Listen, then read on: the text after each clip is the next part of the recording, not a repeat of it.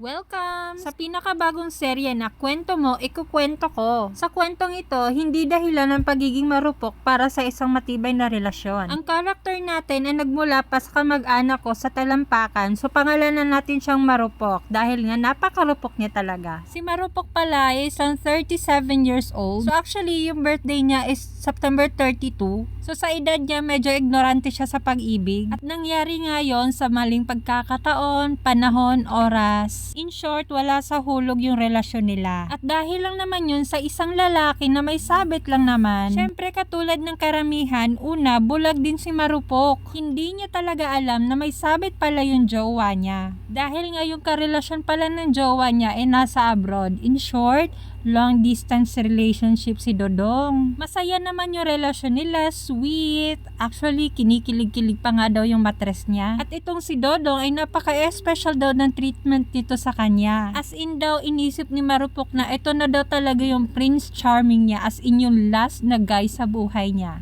Hanggang sa isang araw, dumating daw yung pinakapangit sa araw ni Marupok. Ito daw yung na-discover daw ni Marupok na may babae nga itong jowa niya na si Dodong. Tapos, ang nakakatawa pa, hindi pa inamin ni Dodong kasi ang sinabi lang sa kanya, long distance relationship kami, hindi ko na siya naramdaman ever since.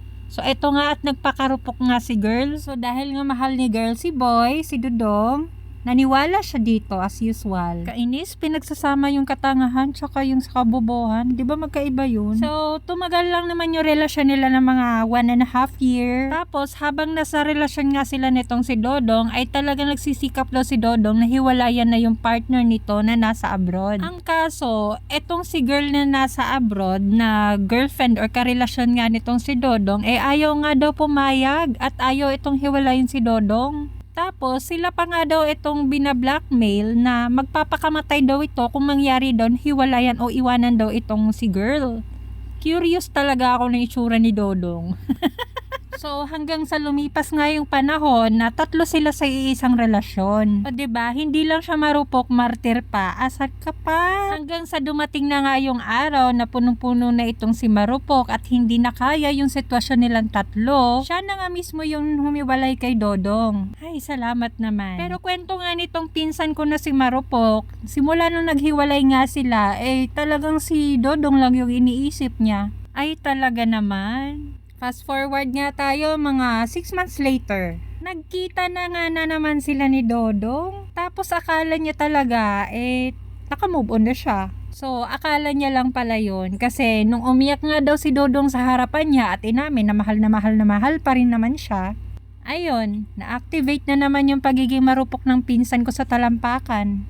In short, nagkabalikan na naman sila pero wala pong nagbago, as in tatlo pa rin po sila sa relasyon kasi hanggang ngayon hindi pa rin hinihiwalayan ni Dodong etong karelasyon niya doon sa ibang bansa. So eto na nga, dahil tatlo pa nga rin sila doon sa relasyon, si Marupok na nga po yung nakiusap doon sa girlfriend sa abroad na mag-giveaway na lang para sa kanila. Kasi masaya naman daw sila ni Dodong na magkasama. So medyo naloka ako sa sitwasyon nilang tatlo kasi nga walang gustong mag-giveaway at etong si Dodong ay talagang curious ako kung ano itsura nito. So kayo ba? Ano ba yung maa-advise nyo dito sa pinsan ko sa talampakan? Kasi medyo naguguluhan na rin ako at alam nyo na bukod sa pagiging marupok, matigas din ang ulo. Saka itong si Kuya Dodong talaga, hindi ko talaga alam kung anong meron sa kanya, ba't hindi siya makalimutan itong pinsan ko. Salamat sa pakikinig, balik kayo bukas para alam nyo yung kwento ng mga kamag-anak ko. Dito sa Kwento Mo, Kwento Ko.